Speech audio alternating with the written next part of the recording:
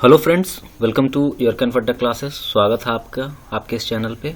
और हम जो वीडियो कवर कर रहे हैं इंटरनेशनल इम्पॉर्टेंट जो ऑर्गेनाइजेशंस हैं, जिसमें हम यूनाइटेड नेशन पे इंट्रो वीडियो भी कर चुके हैं और उसका जो पहला जो मोस्ट इम्पॉर्टेंट जो ऑर्गन है यूनाइटेड नेशन जनरल असेंबली, उसको भी हमने कवर कर लिया है। आप जो है उसको डिस्क्रिप्शन लिंक में जो है उसकी वीडियो का आपको लिंक मिल जाएगा, आप उसको जो है चेक कर सकते हैं। वो आपके लिए काफ़ी बेनिफिट वाला हो सकता है। अब जो इसका मोस्ट इम्पॉर्टेंट सेकंड पार्ट है, ठीक है, ऑर्गन है, इम्पॉर्टेंट ऑर्गन है, महत्वपूर्ण अंग है, इसका नाम है यूनाइटेड नेशंस सिक्योरिटी काउंसिल, जिसे यूएनएससी भी शॉर्ट में कहा जाता है। इसको हम लोग देखते हैं काफ़ी अच्छे कंटेंट के साथ जो है इसको मैं रिप्रेजेंट कर रहा हूँ। ज़्यादा से ज़्यादा आपकी जो कन्फ्यूजन्स हैं वो दूर हो जाएंगी। तो यूनाइटेड नेशन सिक्योरिटी काउंसिल क्या है? एक इम्पॉर्टेंट ऑर्गन है जो 5 सबसे महत्वपूर्ण ऑर्गन है उनमें से एक है। और इसके जो मेंबर्स होते हैं, सदस्य होते हैं, वो कितने होते हैं? टोटल 15 होते हैं। 15 सदस्य होते हैं यूनाइटेड नेशन सिक्योरिटी काउंसिल के, जिसमें से 5 परमानेंट होते हैं, यानी कि 5 स्थायी होते हैं जो कभी भी नहीं बदलते हैं। इसीलिए इनको जो है P5 भी कहा जाता है। परमानेंट का P और 5, इन्हीं को जो है आप इस हिसाब से भी समझ सकते हैं कि वर्ल्ड के जो मोस्ट पावरफुल 5 कंट्रीज हैं, ठीक है, सोशियो कल्चरल, पॉलिटिकल, इकोनॉमिकल, जितने भी एंगल्स होते हैं उनके हिसाब से, तो P5 उन्हीं देशों के नाम हैं। तो इसमें जो है पहला कौन आ जाएगा? यूएस आ जाएगा, यूनाइटेड स्टेट ऑफ अमेरिका। ये मोस्ट पावरफुल कंट्री है। खास करके ये जो एक ध्रुवीय विश्व है जो वर्तमान में यूनिपोलर जो वर्ल्ड चल रहा है, उसमें तो सबसे ज़्यादा शक्तिशाली जो राष्ट्र है वो यूएस है। दूसरा कौन सा है? दूसरा है यूके, यूनाइटेड किंगडम। तीसरा राष्ट्र जो है वो है रशिया, P5 के मेंबर हैं ये। चौथा राष्ट्र है फ्रांस और चाइना। आपको जो है एक चीज़ का कंफ्यूजन रहता होगा कि चाइना को P5 का मेंबरशिप कैसे दे दिया गया।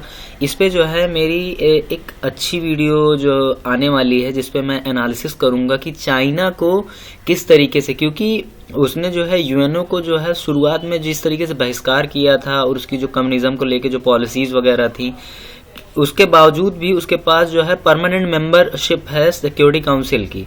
तो वो उसको किस तरीके से मिली, इसके अंदर जो है काफ़ी इंटरनल जो है इश्यूज हैं, उनको मैं कवर करूंगा। तो आपकी ये जो है प्रॉब्लम दूर हो जाएगी। तो आपको एक चीज़ समझ में आ गई होगी कि P5 कंट्रीज में कौन कौन सी कंट्रीज हैं। तो यूएस, यूके, रशिया, फ्रांस और चाइना है। और 10 मेंबर्स अब और बचते हैं। वो 10 मेंबर्स कौन होंगे? नॉन परमानेंट मेंबर्स होंगे, ठीक है, जिन्हें क्या होगा कि इलेक्शंस होंगे या चुने जाएंगे, उसके माध्यम से उनको बदल दिया जाएगा। तो ये काम कौन करवाता है? इलेक्टेड बाय जनरल असेंबली, ठीक है। प्रत्येक 2 साल में क्या होता है? प्रत्येक 2 साल में उनका चुनाव होगा।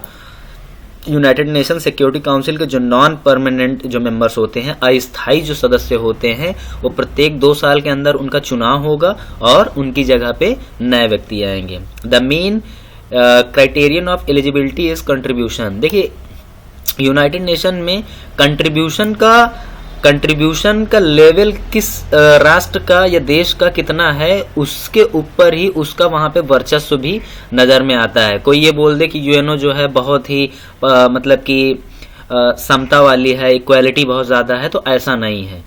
तो to the maintenance of international peace and security, ठीक है, राष्ट्र की शांति, वैश्विक शांति और सुरक्षा में किसका कितना योगदान है, उसके आधार पे जो है क्राइटेरिया डेवलप किए जाते हैं। ऑफन डिफाइंड बाय फाइनेंशियल और ट्रूप कंट्रीब्यूशन। इसमें 2 तरीके के सहयोग दिए जाते हैं, ठीक है।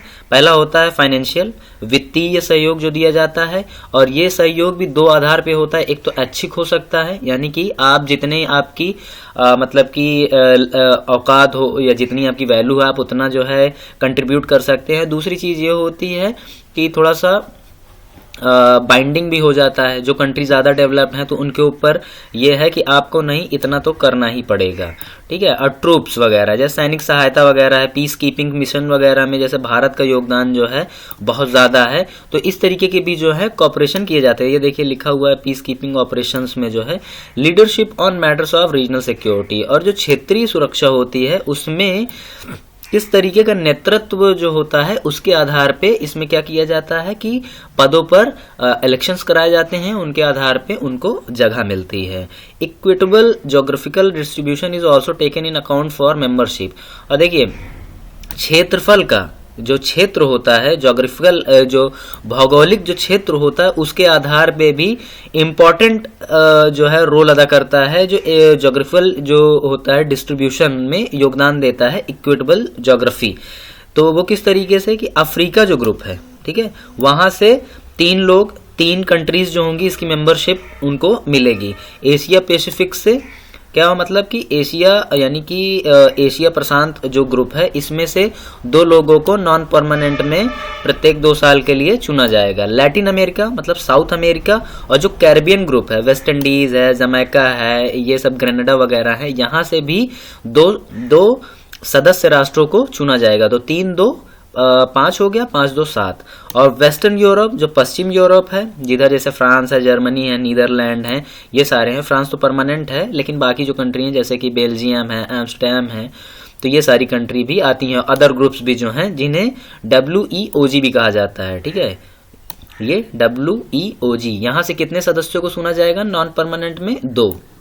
और ईस्टर्न यूरोपियन ग्रुप यानी कि पूर्व जो यूरोपियन जो ग्रुप है उसमें से एक नॉन परमानेंट सदस्य राष्ट्र को चुना जाएगा। तो देखिए 3-2 5-2 7, 7-2 9 और 1 10। तो नॉन परमानेंट को चुनने के लिए जो है इक्विटेबल जोग्राफिकल डिस्ट्रीब्यूशन भी महत्वपूर्ण योगदान देता है, और बाकी फाइनेंशियल और ट्रूप और peace keeping operation, leadership, regional security में किस तरीके से उनका योगदान है ये भी मैटर करता है। और इसी के क्राइटेरिया के आधार पे जो है लोग अपनी एलिजिबिलिटी को शो करते हैं कि हम जो है जो यूनाइटेड नेशन सिक्योरिटी काउंसिल है उसका चुनाव लड़ सकते हैं नॉन परमानेंट का। उसके बाद क्या होता है, वोटिंग वगैरह होती है, और 2 साल के लिए जो है यूनाइटेड नेशन जनरल असेंबली के माध्यम से जो है वो चुने जाते हैं। Arab states are given 1 seat alternately drawn from either Africa. और जो अफ्रीका है, अफ्रीका से ही रिलेट करके जो है अरब को जो है 1 सीट अल्टरनेटली यानी कि जो है बीच बीच में गैप करके जो है उन्हें दिया जाता है, जो कि कोटा है अफ्रीका और एशिया के कोटे से, ठीक है। तो आई होप कि आपको यहाँ तक तो काफ़ी कुछ समझ में आ गया होगा। आगे देख लेते हैं हम लोग। अब जो हमारा ये जो सेकंड स्लाइड है ये बहुत इंपॉर्टेंट है, इसको जो है बहुत ही केयरफुली सुनिएगा आप। तो यूनाइटेड नेशनल सिक्योरिटी जो है, यूनाइटेड नेशन सिक्योरिटी काउंसिल जो है वो काम किस तरीके से करती है, ये काफ़ी इंपॉर्टेंट है। देखिए जो अदर ऑर्गन्स हैं यूनाइटेड नेशन के, जो और महत्वपूर्ण अंग हैं या UN के जो है, वो सिर्फ क्या कर सकते हैं, सिर्फ सुझाव दे सकते हैं, ठीक है, रिकमेंडेशंस कर सकते हैं मेंबर स्टेट को, जो भी सदस्य राष्ट्र हैं उनको सिर्फ सुझाव दे सकते हैं, बाकी जो स्टेट्स बाकी जो ऑर्गन्स हैं महत्वपूर्ण अंग हैं। लेकिन सिक्योरिटी काउंसिल जो है वो क्या करेगी, उसके पास शक्ति है कि वो इस तरीके के कानून बना सकती है जिसके लिए क्या होगा कि ये एक तरीके के बाइंडिंग डिसीजंस होंगे, यानी कि जितने भी मेंबर कंट्रीज हैं यूनाइटेड नेशन सिक्योरिटी काउंसिल के, यूनाइटेड नेशंस के, तो वो क्या करेंगे, अगर ये बाइंडिंग डिसीजंस वगैरह या रूल्स वगैरह सिक्योरिटी काउंसिल बना देती है तो उनका फॉलो करना एकदम आवश्यक हो जाता है, नेसेसरी हो जाता है, मतलब वो इसके आगे नहीं जा सकते। तो बाइंडिंग डिसीजन बना सकता है, सबसे पहले बाध्यकारी कानून का निर्माण कर सकता है। All the members have 1 vote, जितने भी मेंबर हैं 15 सदस्य हैं तो उनके 15 वोट हैं। लेकिन जो P5 कंट्रीज हैं यानी कि जो परमानेंट मेंबर हैं उनके पास वीटो पावर है, यानी कि अगर जितने भी मेंबर्स हैं उन्होंने कोई एक मामला तय कर लिया कि इस पे ये कानून बनाना, अगर किसी कंट्री को, परमानेंट कंट्री को ये लगता है कि ये सही नहीं है, उनके फेवर में नहीं है या किसी कंट्री के फेवर में नहीं है, तो वो क्या करेंगे, इसको वीटो कर देंगे, स्ट्रक डाउन कर देंगे, वो कानून या जो भी रूल वो बनाना चाह रहे हैं वो अपने आप खत्म हो जाएगा। डिसीजन ऑन प्रोसीजरल मैटर्स, देखिए जो प्रोसीजरल मैटर्स जो होता है, जो प्रक्रिया से संबंधित जितने भी निर्णय होते हैं उनमें क्या होता है कि एटलीस्ट 15 में से 9 वोट की जरूरत होती है, ठीक है, 15 में से 9 वोट की जरूरत रहती है, यानी कि ये कोरम जो होता है इनका 9 वोट पे होते हैं। अगर सब्सटेंटिव मैटर है तो सब्सटेंटिव वोटर में क्या होगा कि 9 वोट्स की जरूरत तो पड़ती है, absence of negative vote by any of the 5 permanent member. तो ये क्या होता है कि ये बड़ा रोल अदा करता है। सब्सटेंटिव मैटर्स जो होते हैं वो थोड़ा से क्रिटिकल होते हैं, उनमें जो प्रोसीजरल मैटर्स होते हैं उनसे ज़्यादा जो है जो आपसी कोलैबोरेशन होता है, समन्वय की ज़्यादा ज़रूरत होती है। Veto powers of P5 countries have been used most frequently by Russia. और देखिए आज तक जो है वीटो शक्ति का जो है सबसे ज़्यादा जो इस्तेमाल है P5 कंट्रीज़ में, जो परमानेंट 5 कंट्रीज़ हैं उनमें सबसे ज़्यादा रशिया ने आज तक इस्तेमाल किया। Blocking than 100 resolution since the council fundings, और जब से काउंसिल की उन्होंने फंडिंग शुरू की है या जब से उन्होंने मेंबरशिप वगैरह ली है, खास करके जो कोल्ड वॉर का टाइम था उस टाइम उन्होंने सबसे ज़्यादा इसका इस्तेमाल किया। 100 से ज़्यादा रेजोल्यूशंस को जो है उन्होंने स्ट्रक डाउन किया है वीटो पावर का यूज़ करके रशिया ने। मोस्ट रिसेंटली अभी हाल ही में जो है 2018 में The US vetoed a resolution condemning Israel for Palestinian civil deaths during border protests in Gaza। दरअसल क्या हुआ कि इजराइल के खिलाफ जो है एक रेजोल्यूशन लाया गया जिसमें क्या हुआ कि कई सिविलियंस की डेथ हो गई थी इजराइल और जो पैलेस्टाइन है उसके बॉर्डर प्रोटेस्ट की वजह से गाजा में डेथ हुई थी। तो वहां पे जो है इनके खिलाफ रेजोल्यूशन लाया जा रहा था, तो उसको जो है यूएस ने क्या कर दिया, वीटोड कर दिया और वो स्ट्रक डाउन हो गया। The presidency of the security council, ये देख लीजिए कि अध्यक्ष का चुनाव किस तरीके से किया जाता है इसमें। The presidency of security council rotates alphabetically, ठीक है।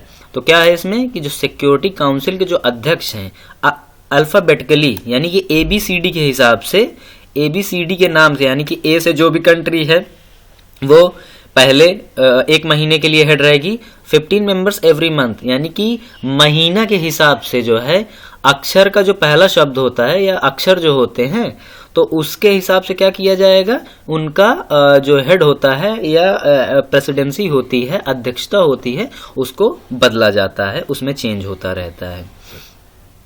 अब हम लोग जो जब यूनाइटेड नेशन सिक्योरिटी काउंसिल को जब क्लियर ही कर लिया है, तो इसमें 2 टर्म्स बहुत पॉपुलर हैं, 2 ग्रुप्स, जिनका नाम है G नेशंस, ठीक है, G4 Nations, group of 4 Nations.